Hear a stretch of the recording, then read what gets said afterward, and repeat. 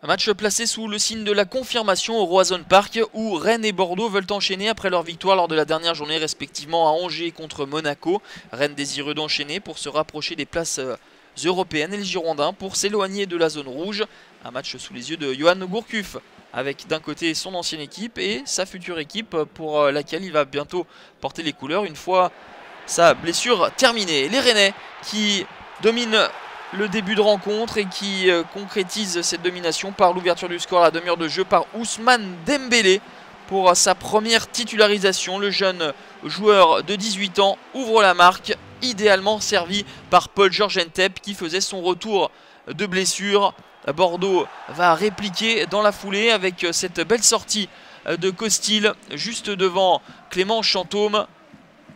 Yaroslav Plazil qui trouve Wabi Kazri, c'est repoussé une nouvelle fois par Costil. Mais en embuscade, Enzo Crivelli a bien suivi pour le 1 but partout. L'international espoir valide le bon comportement des Girondins suite à l'ouverture du score rennaise. Un partout au terme de cette première période alerte qui a vu Rennes dominer dans les grandes largeurs et ouvrir logiquement le score avant de voir les Girondins réagir dans le dernier quart d'heure et donc égaliser logiquement. Le dernier quart d'heure de la deuxième période, cette fois-ci avec le service pour Camille Grosicki. Le but magnifique du Polonais. La frappe pied gauche enroulée ne laisse aucune chance à Cédric Carasso. Il venait de faire son entrée en jeu, Camille Grosicki.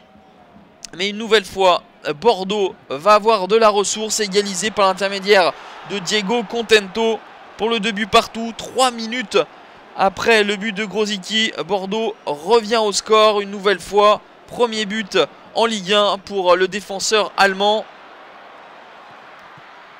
Bordeaux va même être tout proche du hold-up avec cette occasion pour Adam Ounas.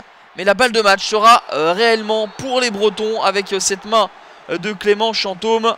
Le penalty est sifflé par Monsieur Morera. Cela s'énerve sur le banc bordelais. Carton rouge pour Nicolas Palois qui était sur le banc. 94e minute. La balle de match pour Giovannicio et c'est raté. Magnifique intervention de Cédric Carasso. C'est le 8e penalty raté sur les 10 derniers tentés par les Rennais. Maudit dans cet exercice.